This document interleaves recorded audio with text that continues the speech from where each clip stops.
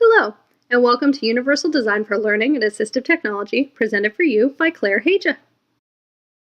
We'll first discuss Universal Design for Learning as it relates to differentiated instruction. Differentiated instruction is really not a new method of teaching. Truly, it's at the core of all good teaching and is a method that has been around for many years.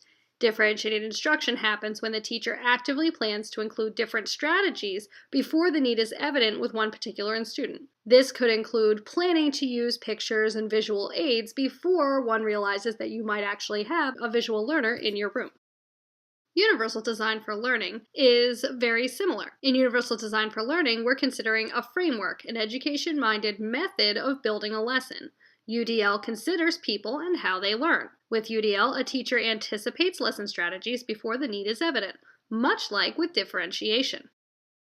Now we move into how to apply assistive technologies to Universal Design for Learning. In the first stages of UDL, we consider how to present in different ways.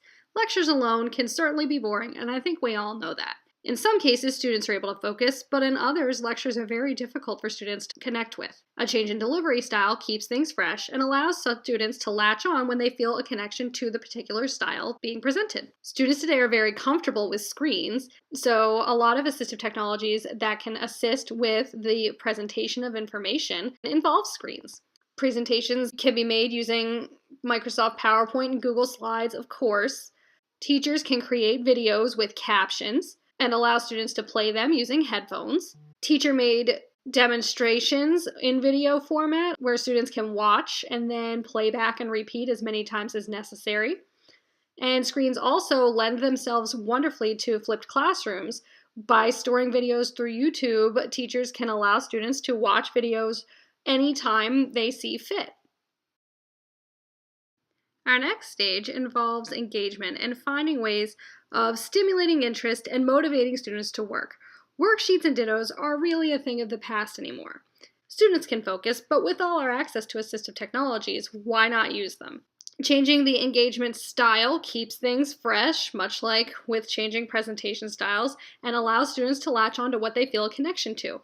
Some kids can really connect to hands-on activities like cutting and pasting and sorting. Some students find methods with technology more engaging and they feel more like they're playing, so they tend to enjoy the lessons more.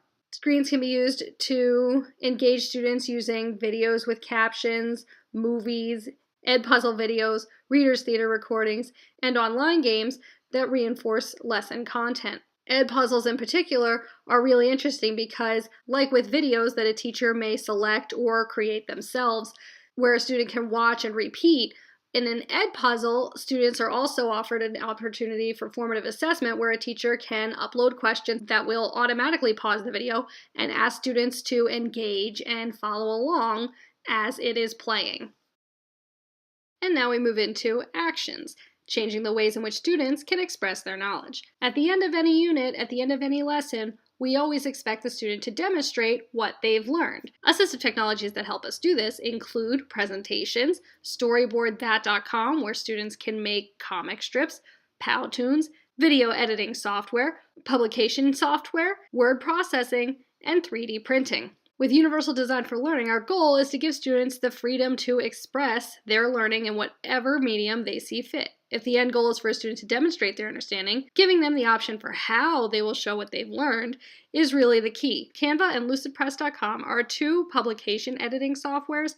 Both offer opportunities to create layouts, brochure designs, newspapers, infographics. They have many templates pre-made for students to select from, and they even have libraries of artwork and images for students to customize their projects with.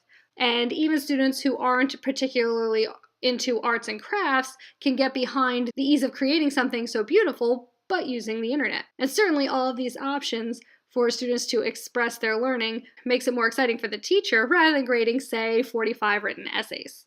In the end, it's important to consider the needs of all the students that you have in your room and what makes their learning special, but also to design for the students who might be in your room in the future. If you design for those in the margins, your design will work for everyone. And with that, my name is Claire Haja, and I thank you for watching.